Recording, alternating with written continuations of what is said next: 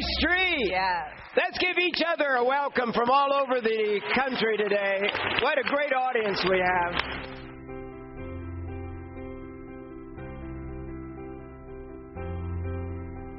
This is where we are right now. This is where we are right now.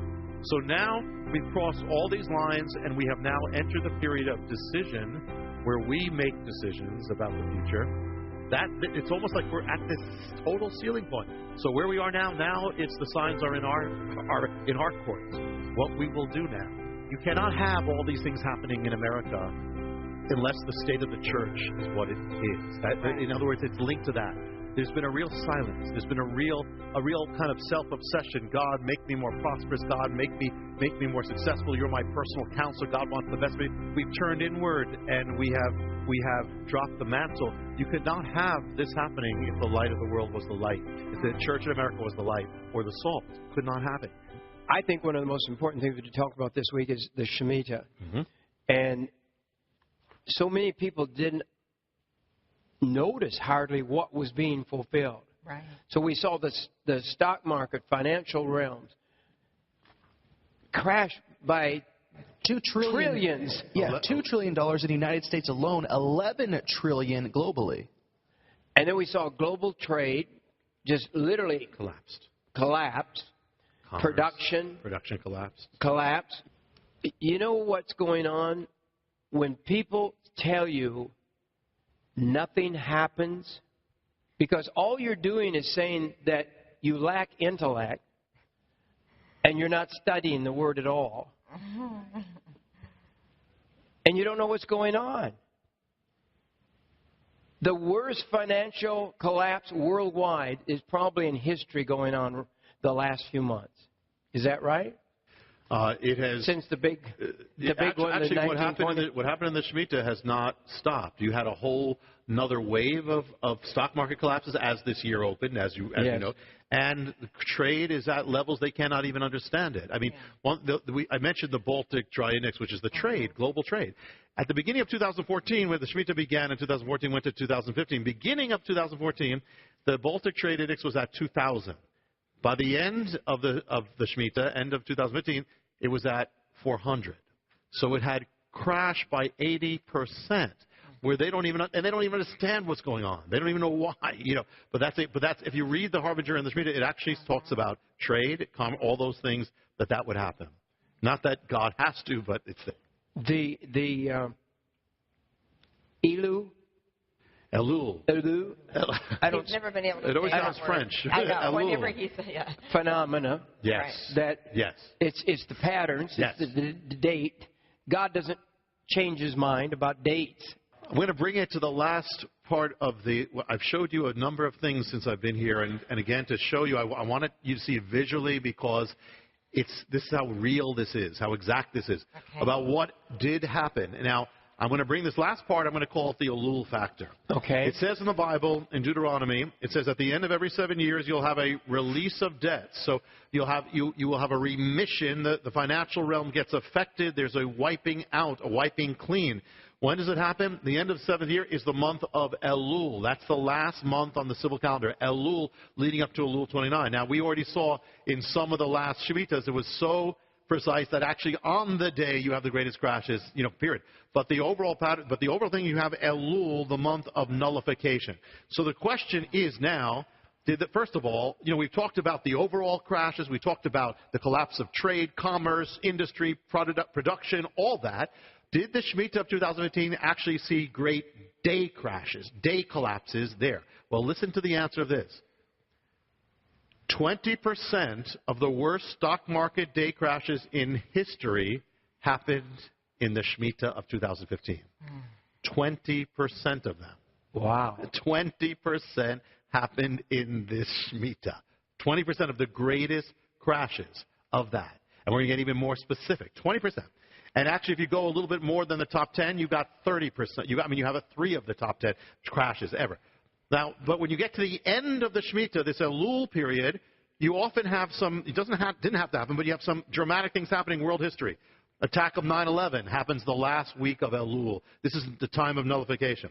World War II comes to its conclusion last week of Elul of the Shemitah, of the 7-year Shemitah, just like 9/11. The Shemitah of 2001 sees the greatest collapse in history the last week of the Shemitah Elul. So the 2008. Now, I've noted throughout the year when people ask me about that, I said, well, again, God, you can't put God in a box. But the pattern is that it tends to, if you're looking for dramatic tends to happen at the end of the Shemitah, at this period, this Elul, this period. Well, when is this Elul period? This year, when was it? It began in August. Did anything interesting happen in August? Well, I want you to see this now. First you're going to see is the German stock market. Now look at the pink there. The pink isn't the Shemitah. The whole thing is the Shemitah. Pink is the month of Elul right there. Now we're narrowing it down to the month. Look what happens to the stock market when Elul comes. This is how specific it is. This is the culmination of the Shemitah. Look what happened to the British market. Once Elul, it's already coming down through the Shemitah, but look what happens once Elul comes. Let's look at the Dow Jones Industrial, Wall Street. It's going down from the Shemitah. Look what happens when Elul comes. Ooh. Crash. Let's look at the next one. Major. That is China. China's already been crashing, one of the greatest of the Shemitah, but Elul, another one there. What happens? Notice when everything happened, it was August. Notice what you had. Black Monday. China's Black Monday. Let's actually put up some headlines. This is what happened all in Elul. This happened in the Elul of the Shemitah, all across the world. If you remember it, global Dow plummets, the worst intraday crash in Wall Street history, Elul. Global markets all collapse on Elul. Everything went crazy. Hundreds of billions wiped out in Elul. In fact, when I told you that 20% of the greatest crashes happened in the Shemitah, it wasn't just that. 20% of the greatest crashes in the history of Wall Street happened in the month of Elul of the Shemitah. I mean, 20% in the month of Elul. Now, I'm going to show you some last things here, but I want you to see it because it's very striking if you realize what's going on here. Now, this is the last ones we're going to show. This is going to be the top 10 day crashes in Wall Street history. If you take it statistically, how many of those greatest 10 crashes should happen in the year of a Shemitah? It should actually be, statistically, if nothing's going on, 1 out of 7 we should see. In a moment, we're going to light up yellow if any of these happen during the year. It should be about 1 should be in yellow. But let's see what happens. 70% of the top crashes in history happened in the year of the Shemitah, or at the climax of the Shemitah. 70%. Actually, can even add another one. One of them happened in the same year, which is 2000, which was the year of Shemitah. Right before it, that would be 80%. 70%, the majority happened, only a minority happened in a non-Shemitah year. Now, see that what I'm going to show you, what you just saw, you're going to see it on a graph that's going to show you where those things happen, and the pink is the Shemitah. Those are the last 3 Shemitahs. Look at the greatest crashes. Look at where they happen in the Shemitah. Now I'm going to show you one last thing here now. What the next thing you're going to see is going to be the top. We saw 7 of those crashes. 70% of the top crashes, you're going to see them right now. Just look at them. Those are 70% of the top crashes in world history, Wall Street history, right there. That's the last 14 years or 15 years, whatever, or actually from the 90s. There they are. Now, in one moment, I want you to see what we're going to do. One moment, we're going to take not just the month. We're going to take Elul 29, the day of nullification. We're going to put it on that graph and to see how close the 70% of the greatest crashes happened to the day that God appointed. Put up the graph. Wow. Every single one of them happens within 99% to 100% proximity to the day God appointed to wipe out the financial realm. And when I came the first time, when I came a little while back, I couldn't even. That last part is 2015. It showed up just as well. There, nothing before it, but at 2015. So the same way. So that's how precise this thing is. That's how precise it was. And 2015, it happened just as well. And you have 2 of those greatest crashes right in there. My. This is worldwide. Yes. And this is something that American Christians don't seem to get. That God is a God of the entire world. Mm-hmm. Because it's somehow, if it doesn't happen here the way they think it should happen here, but and it did happen here. It did happen here, and yet, what we lose, $2 trillion or something? Yeah, $2 trillion and everything else. Trade, all that happened here. But here's another thing. The Shemitah, generally, it strikes the focus of the world economy, which has always been America, until this Shemitah. This Shemitah, it switched to China. And the Shemitah, what it did to China, It wiped out almost half of its financial realm in 2.5 months. Probably the greatest crash in history. If you don't know what's going on, how do you know the Bible is what God says? This is why the Shemitah has overwhelmingly taken place, just as you wrote about it in your book. Yeah. And yet, I think it is so vast. I think it is so big that people can't see it. It's like the forest. You can't see the trees because the forest is so big. Yeah, and this is not even including the fall. America, from the American age that began in 1871 as the greatest economic power on earth, that came to an end during the Shemitah. Talk about fall. I mean, that's gigantic. That's gigantic. On top of other falls as well. But yeah, in fact, we're going to update the Shemitah too. We're going to add all these things because so much happened. Yeah. Our enemies are building in America, the people that plan to take us over and destroy us, to bomb us, whatever. And they're the people that kill themselves when they want to kill you. They kill themselves. And that's a kind of unusual religion. But they have done all of this while we've been sleeping.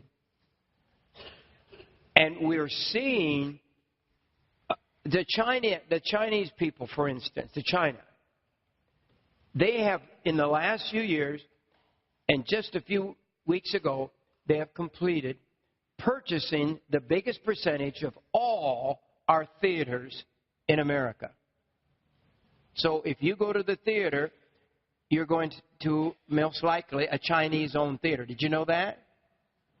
And we have sat back while we have become the #1 debtor nation, and we own a lot of it to China, and yet we don't go to the Word.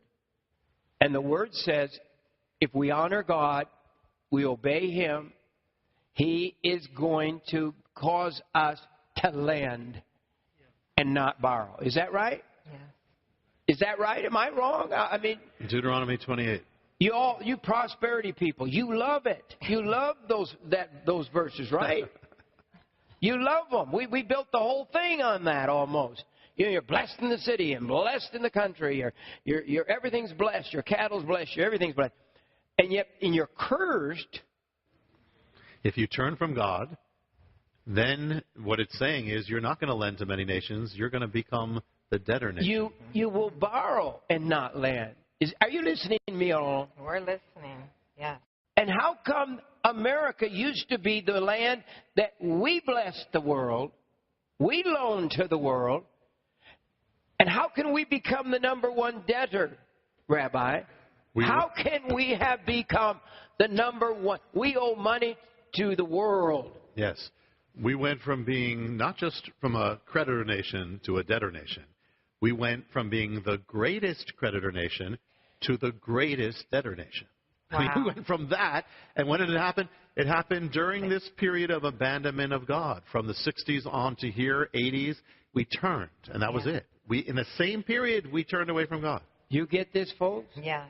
The Shabbat, did we? The Shabbat mystery cook. We did the first part. Right. I could maybe, if you want, I could just mention one thing from it because I don't want to, because of time. Yeah, but and they could also get it on, it's totally in. It's totally in there. The mysteries right here. So. It's totally in there, though. Yeah, both of them. Shabbat, it's part 1 and part 2. Here's the overall thing. It's a mystery I have not heard, and the reason is this. There's a mystery that says a day is like 1,000 years, and so you have 7 days of creation. So what about 7,000 years or 7 ages, if you don't want to get dogmatic? You have 6,000 years. And if you count from Adam, it looks like this, without getting dogmatic. But then what happens at the end of the week, of the Jewish week? The end of the week, last 7th day, is the holy day. At the end of human history is the holy age. At the end of the Hebrew week, Jewish week, is the day of rest. At the end of human history is the age of rest. In the end of the Hebrew week is the day of God. At the end of human history, the end of the story is the age of God. And so